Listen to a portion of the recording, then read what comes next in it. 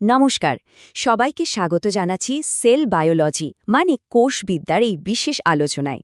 আচ্ছা, এটাকে কিন্তু শুধু একটা বোরিং লেকচার ভাবলে একদম চলবে না, বরং এটা হতে চলেছে একটা দারুণ মেন্টাল ওয়ার্কআউট, বিশেষ করে যারা WBCS, রেলওয়ে বা এসএসসির মতো পরীক্ষার জন্য প্রস্তুতি নিচ্ছেন তাদের জন্য।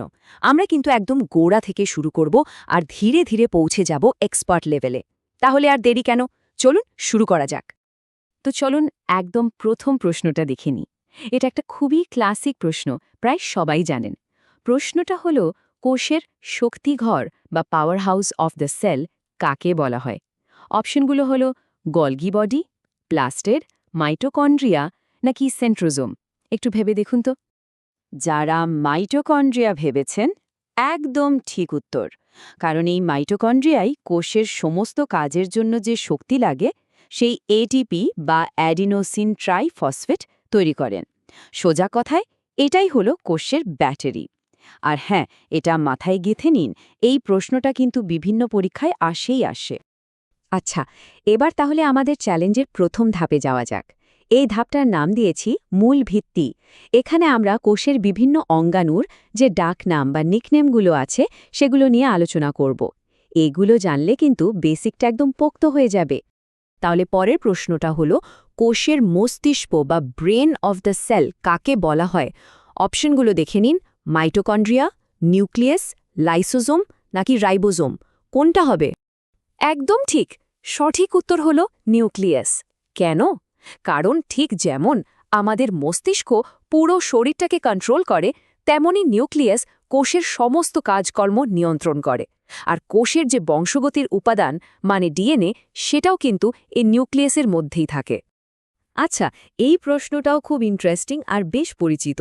কোন অঙ্গাণুটাকে তার একটা বেশ নাটকীয় নামের জন্য চেনা হয়? আত্মঘাতী থলি বা সুইসাইডাল ব্যাগ, কোনটা হতে পারে? উত্তরটা হলো লাইজোজোম। এর কারণটা বেশ মজার। লাইজোজোমের ভেতরে এমন কিছু এনজাইম থাকে যেগুলো কোনো কোষ যদি অসুস্থ, বুড়ো বা ক্ষতিগ্রস্ত হয়ে যায়, তখন সেই কোষটাকে ভেতর থেকে নষ্ট করে দেয়। মানে একরকম কোষের আবর্জনা পরিষ্কার করার কাজ করে। এই টেবিলটা একবার ভালো করে দেখে নিন। এটা কিন্তু একটা দারুণ চিটশিটের মতো কাজ করবে পরীক্ষার আগে ঝালিয়ে নেওয়ার জন্য। দেখুন, মাইটোকন্ড্রিয়া হলো শক্তিঘর, নিউক্লিয়াস হলো কোষের মস্তিষ্ক, লাইসোজোমকে আমরা বলছি আত্মঘাতী থলি। এর সাথে আরও দুটো মনে রাখতে হবে। রাইবোজোম হলো প্রোটিন ফ্যাক্টরি, আর গলগি বডিকে বলা হয় কোষের ট্রাফিক পুলিশ। এই পাঁচটা নাম কিন্তু একদম ভুললে চলবে না। বেশ, প্রথম ধাপটা তো আমরা পেরিয়ে এলাম। আশা করি সবার ভালোই গেছে। এবার একটু লেভেল আপ করার সময়। আমাদের দ্বিতীয় ধাপ হলো গঠন ও কাজ। এখানে শুধু ডাকনাম জানলেই হবে না, অঙ্গাণুগুলো কি দিয়ে তৈরি আর কি কাজ করে সেটাও জানতে হবে। চলুন দেখি। এই প্রশ্নটা তো পরীক্ষায় প্রায় আসেই। উদ্ভিদ কোষ আর প্রাণী কোষের মধ্যে একটা খুব বড় পার্থক্য নিয়ে এই প্রশ্ন। কোনটা এমন জিনিস যা উদ্ভিদ কোষে পাওয়া যায় কিন্তু প্রাণী কোষে পাওয়া যায় না? আর এই টেবিলটা দেখুন, পার্থক্যগুলো কি সুন্দরভাবে দেখানো হয়েছে। তো আমাদের প্রশ্নের সঠিক উত্তরটা হলো কোষ প্রাচীর বা সেল ওয়াল। কিন্তু শুধু এটাই নয়, দেখুন, উদ্ভিদ কোষে ক্লোরোপ্লাস্ট থাকে শালক সংশ্লেষের জন্য, যেটা প্রাণী কোষে নেই। আবার একটা বড় ভ্যাকিউল বা কোষ গহ্বর থাকে। এই প্রত্যেকটা পার্থক্য থেকেই কিন্তু আলাদা আলাদা প্রশ্ন হতে পারে। চলুন এবার পরের প্রশ্নে যাই। এটা কোষের একটা খুবই জরুরি প্রক্রিয়া, কোষ বিভাজন বা সেল ডিভিশন নিয়ে। প্রশ্নটা হলো, কোন অঙ্গাণুটা কোষ বিভাজনে সাহায্য করে? এর উত্তরটা হলো সেন্ট্রোজোম। এর কাজটা খুব গুরুত্বপূর্ণ। যখন একটা প্রাণী কোষ ভাগ হয়, তখনই সেন্ট্রোজোম এক ধরনের সুতোর মতো জিনিস তৈরি করে, যেটাকে বলে স্পিন্ডল ফাইবার। এই ফাইবারগুলোই ক্রোমোজোমগুলোকে ঠিকঠাক মতো ভাগ করে, কোষের দুই প্রান্তে টেনে নিয়ে যায়, পুরো ব্যাপারটাকে অর্গানাইজ করে। আচ্ছা, আমরা কিন্তু এখন আমাদের চ্যালেঞ্জের তৃতীয় ধাপে চলে এসেছি। এর নাম গভীর ধারণা। এই ধাপের প্রশ্নগুলো একটু কঠিন হবে। এখানে শুধু মুখস্থ করে কাজ হবে না, বিভিন্ন কনসেপ্টের মধ্যে লিঙ্ক খুঁজে বের করতে হবে আর তার পেছনের সায়েন্সটা বুঝতে হবে।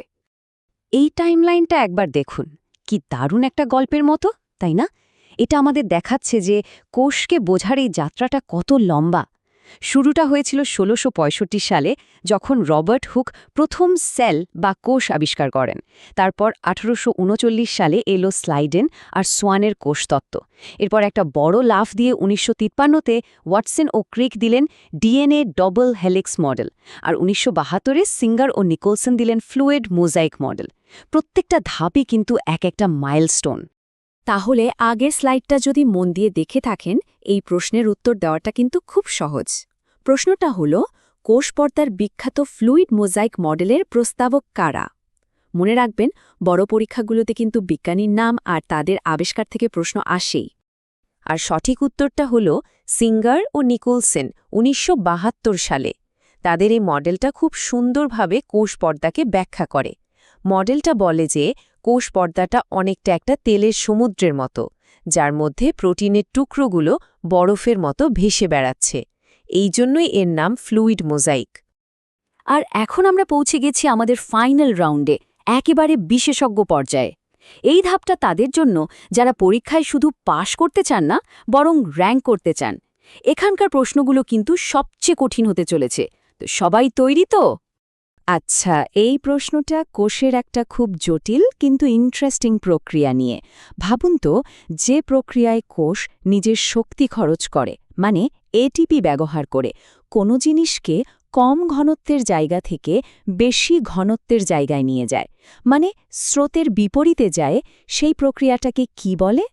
ঠিক ধরেছেন, এটাকে বলা হয় সক্রিয় পরিবহন বা অ্যাক্টিভ ট্রান্সপোর্ট।